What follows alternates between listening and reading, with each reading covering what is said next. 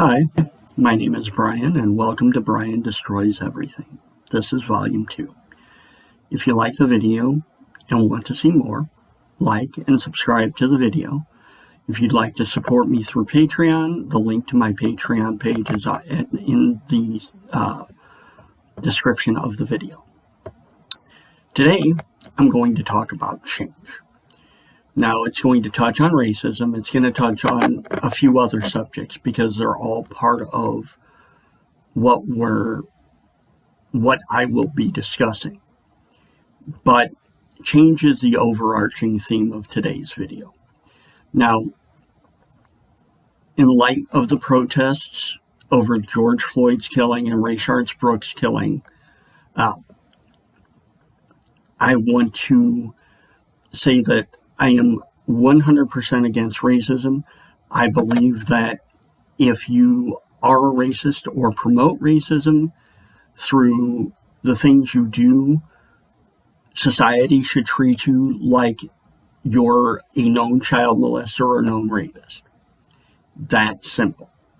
I don't believe that we should disinclude anyone from our discussion because we have this idea in our country that we are stronger together, even if we have divergent or disparate views. And I agree with that. I believe there's a great strength in a society that has disparate views and can be united through them. But racism is unacceptable. Slavery was unacceptable, and to glorify racism is to glorify slavery, although we'll get into that a little bit later too. When it comes to changing how the government polices our populace, and it's our populace because we're all one step away from just being completely beaten down by the cops. And I'll say that because when I sold papers downtown and went to Civic Center from downtown San Francisco, I was potentially under the jurisdiction of no fewer than 4 distinct police forces. Downtown, there was the San Francisco Police, San Francisco Sheriff's Department. On BART, there's the BART Police. If you go down by the Embassy District or the consulates, Homeland Security Police. If you go to the law school over by City Hall, there's UC Hastings Police. And so that's 5 different police forces with 5 diverging jurisdictions that you could potentially be affected by. And when we talk about that, so, being honest, some of these folks they're not really that, they're not that scary when it comes to enforcement. I mean, if you're on BART without a ticket, you can get a ticket. You might go to jail if you're caught stealing something. But I don't know. I really haven't paid any attention if BART police are armed. If they're armed, that's a problem. But we can talk about that. When it comes to Homeland Security Police, that's a problem because you don't know from day to day with the current government what they're going to be told to enforce. And while we seek transparency through the media, we seek transparency through various outlets, we have none. And while police forces shouldn't be politicized, a lot of people don't know this and should pay attention to this. The federal government adds a number of police officers in an amount larger than the entire Bureau of Alcohol, Tobacco, and Firearms every year. And a lot of them we don't even know who they work for. If you want to talk about the protests in Washington where the protesters were tear gassed so Donald Trump could cross the street to hold a Bible up in front of a church, and then didn't go in the church because he wasn't welcomed there. A lot of those police forces didn't wear badges because they don't know who they work for, or we don't know who they work for. And the agencies that, the agencies that sent them don't want to be identified. That's a problem. The SS started like that. And I'm not sure what changed, but they all became politicized. And when they became politicized, they became feared because they decided to enforce what they decided to enforce, which happened to be oppressive laws or unattainable standards in the populace. And I'll get into this a little bit later, but they basically incarcerated people for no reason, just because they couldn't follow the law or wouldn't follow the law, or couldn't meet these unattainable standards that the SS decided on that day. And when it comes to, we talk, yesterday was June 13th, or Juneteenth, pardon me, not June 13th, Juneteenth. The celebration of the announcement of the end of slavery in 1865 or 1866. And while that's an impressive goal, we really haven't gotten to the point where we've abolished it. If you read the 13th Amendment, the government said individuals can't own slaves.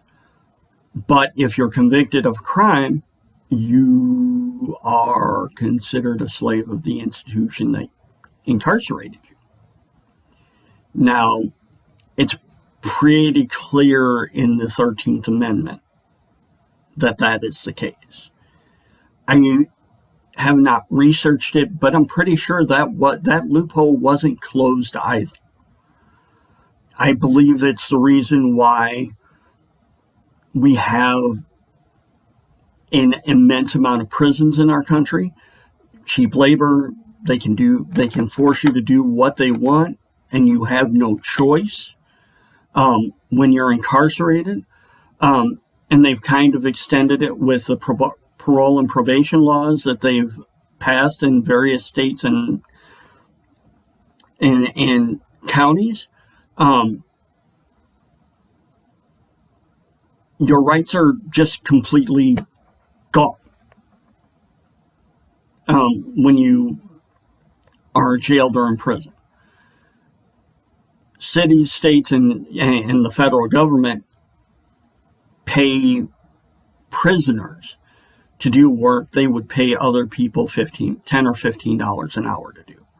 Prisoners get 50 cents, 75 cents an hour for doing this job. Now, granted, some of these jobs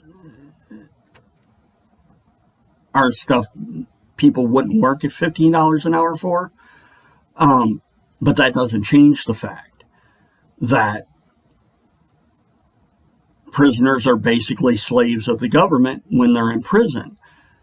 And when it comes to probation and parole, if you owe money as restitution, which you almost always will if you've been imprisoned, you lose a large percentage of your income if you find work after you've been imprisoned or jailed. Say you get a DUI, and the last I remember, the minimum fine for a DUI is something like $5,000 or $10,000. And you're on probation, and you have to pay money for the maintenance of your probation, plus you have to pay a percentage of your salary as restitution Although if you have money to have a private lawyer, you can get around the restitution part if you offer a lump sum. And I've known people who have done that. But you have to pay your probation, you have to pay your restitution, you have to follow rules that other people don't have to follow. And while I understand the need for those rules, you've lost most of those rules involve losing rights that you had before you were incarcerated, which is very similar to slavery. And when it comes to institutional slavery, that is a huge, huge difference than the freedoms we believe we have. And when it's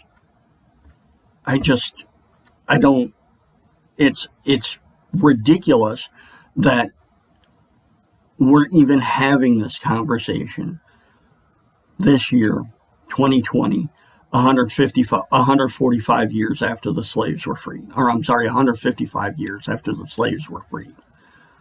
We shouldn't be talking about police oppressing people because they're different or they've broken a law that shouldn't even be a law. And having a representative democracy, the onus is on the people who represent us instead of us. And they haven't changed it in the 155 years since slavery has been abolished either. They just look to the past and say, oh, well, that's what they said. We can't change it. And it's because we're so argumentative now. We've missed the boat. We don't have a compromising society anymore. We have our people who want progress and change, and we have our people who want to go back to the way things were 50 years ago.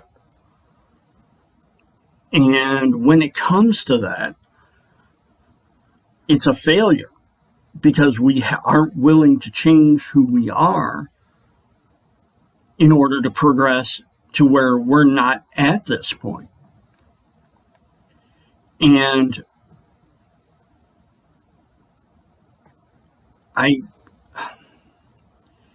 it's difficult to even talk about this because I didn't want to dig this deep into something that I'm not really qualified. I am qualified, but I'm not that qualified. I'm not an expert on these things. I'm not a lawyer, which our Constitution happened to be written for. I'm not a person who is in danger of going to jail and becoming an institutional slave. But we need to talk about this. People need to discuss these things. And because I'm trying to keep this video short, I'm trying to adhere to the 10 to 15 minute rule for people who want to watch videos. I'm going to end this here. I'll just continue discussing this in a later video. But I'm putting this into your head because I want you to think about it. And at some point, you're going to watch my video. You're going to look at me. You're going to say, fuck that guy. It might not be today. It might not be the next 5 videos. But at some point, you're going to say, fuck that guy. I don't have to listen to him. I don't want to listen to him anymore. And that'll be that. And it's unfortunate that you think that way. But when it comes to what I believe it. Just remember, the only history we have is the history we've made. Have a good night.